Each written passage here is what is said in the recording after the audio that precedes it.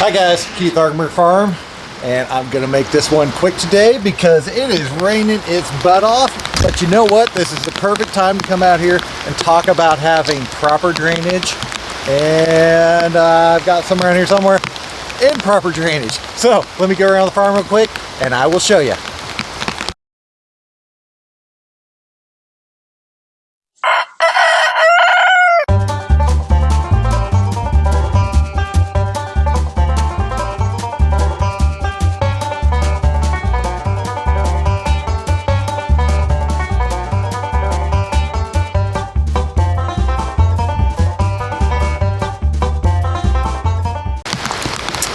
Okay, I actually had something completely different planned out, but since it's raining, this is a perfect time to talk about this. Drainage on your farm. Most important thing in the world. Up here, we'll just go to some proper drainage that should actually be occurring. I've got a big building here. I've got a gutter that comes across, comes down, drains out there. As you can see, it flows into a nice little recessed area right here. I'm actually standing on a berm. So the water goes that way, or it comes back around this way and exits down around and then goes in front of the greenhouse over here. Now, you'll probably see this little thing up here. It's actually my rain cover to keep my mic dry. Hopefully it doesn't make too much noise while I'm talking, but yeah. Now the water comes around here, goes around the side. That's about 2.5, 3 inches deep. And this is not even a heavy rainfall for what we usually get. This is just a good constant rainfall. We get heavy thunderstorms, we'll get 2 or 3 inches literally within 30 minutes, which just washes out these beds horribly, which is another topic I need to go into about why I don't like using compost anymore. But anyways, when I originally built all this, I put a nice drainage ditch. We're only at like a 2 or 3% slope here. Nothing horrible, but what it does is it has the water go down and it does not have a chance to flow other places. I've taken control of it. Big high tunnel. A lot of water comes off of it. Great thing is, roll up side curtain has that little rod down there that kind of works almost like a gutter, except when, like right here, it's got a hole in it so it's leaking down. So it drains in, but it also drains out to the end over here. No problem, still, nice long drainage ditch. I built these in between this plot. I built in between that plot over there.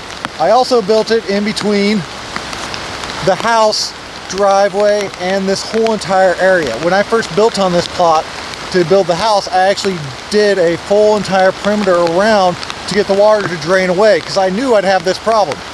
Where that tree line's that's actually the top of the crest of the hill, so everything from there comes down. But that whole 12 acres comes this way as well. It slowly slopes down that way, so a lot of it sheds that way, but it also sheds towards me. So that's some of the proper drainage I've done here.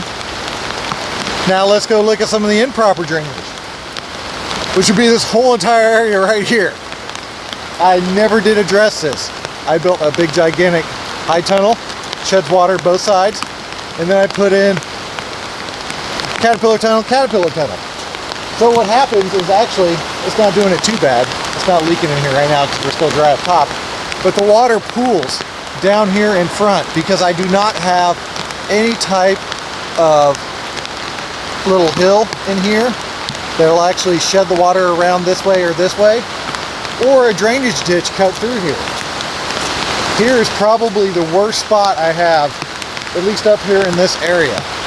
So all that water, you can see it right there, is coming down not only from up here and off of the bed back here, but it's also coming off the high tunnel, and it comes down and just kind of flows right into that hole into the yard and really doesn't know where to go. It just kind of sits in here.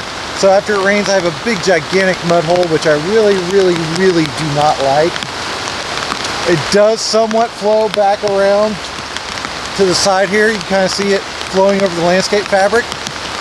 Some of that has to do with the fact that I've walked that a lot of times when it's really wet, so I'm starting to build up like a little indention right there. So there's like a little indention right there. The new tunnel will cover that and hopefully prevent that. But the biggest thing I need to do to correct the problems over here is I either need to dig some kind of ditch through here or put a mound in front of the tunnels right here. Other thing is right through the whole central part of the farm right here, because we got tool sheds, we got the old office right there. It's the same way. There's nowhere for anything to go. It's just a freaking mess through here when it gets wet. And then I start having mud puddles form. They get walked through, the mud gets deeper, and it gets worse and worse and worse, and it just slowly and constantly makes the problem more and more complicated. This is another spot I need to address too. I mean, like I said, all this 3 to 5 degree slope, no problem whatsoever. It's all sloping downhill. Not gonna really wash the beds out that bad. But then we go back downhill, I've got the other plot down here. This is where the problem comes, because from up here, the water's already picked up momentum. It loses a little bit in this little 16-foot grass path here, but it just keeps going and goes down through here.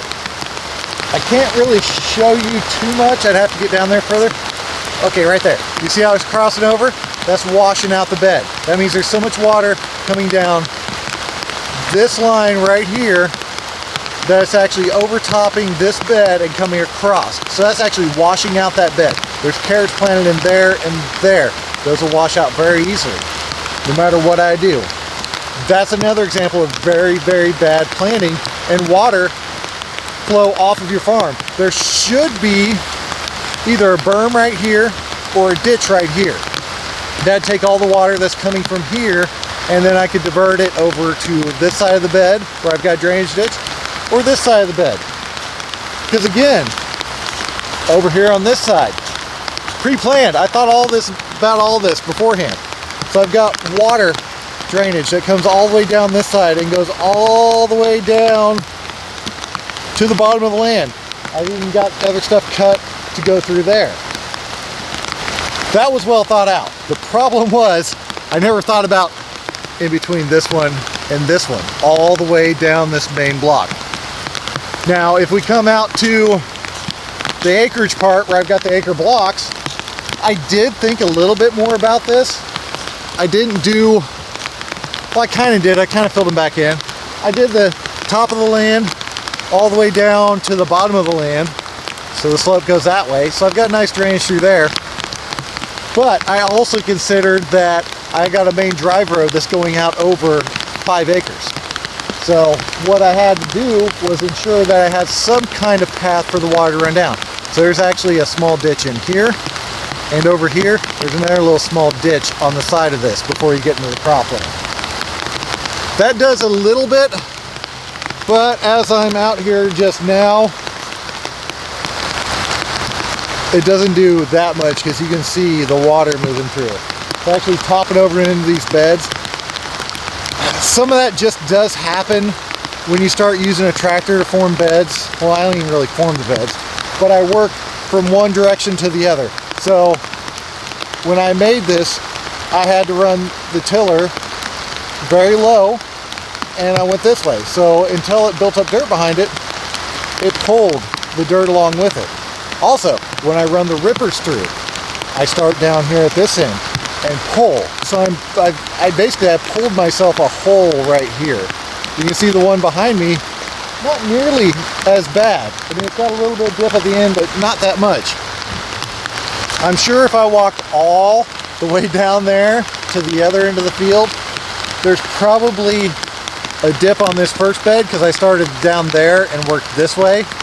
And then on the potato bed right here, that one's down, so the next one should be up, the next one should be down because I go that way, and then I come back on the other bed and go that way. So that's kind of the gist of the good and the bad of the drainage. You know I've got a lot to work on. The bottom down here is a little bit worse, but as you can tell, now I am completely soaked through, and it's only been about 8.5, maybe 9 minutes. So I think that's pretty much going to conclude this one. Next week I'm going to work on a reeling device to reel in drip irrigation and to store it so I can bring it back out later, because I've got the whole U-pick out there, which is a big gigantic dandelion field now, that I have to do something and replant, because now is the time to do it. It's going to be warm finally. maybe this rain and cold stuff is gonna finally stop. I mean, it's been bad this year, like I've never seen. Things have been slower this year than I've ever seen. But it is what it is. That's why I call it farming. That's why I don't call it growing. I just stepped in a hole. But yeah, I mean, here's the rest of the drainage down at the bottom. Got another one that goes that way because it gets all flat down here. And then there's a channel cut that goes all the way down into the bottom land. It goes into the soggy bottoms, but we're not even worried about that. So, hope y'all like what you saw today. If you did, don't forget to like and subscribe. Thank y'all. Have a good day. Here's a quick little extra. Caterpillar tunnels shed a lot of water to the outside. Make sure the inside is not lower than the outside. Otherwise, you have water running straight down the center of it. The bottom of this tunnel's bad. I've already dug a channel over here. Let's go over here real quick and look at the other one. This one, the bottom of it's bad, but that's the same thing. When I worked these beds, I worked up. So I took all the dirt back. There's actually a wheelbarrow of dirt over here. Right back there. That I took out, digging a channel along the side of this one. It's supposed to go in here, but there's stuff planted. So we'll get to that. But yeah, always plan your drainage before you put in anything. All right, y'all have a good day.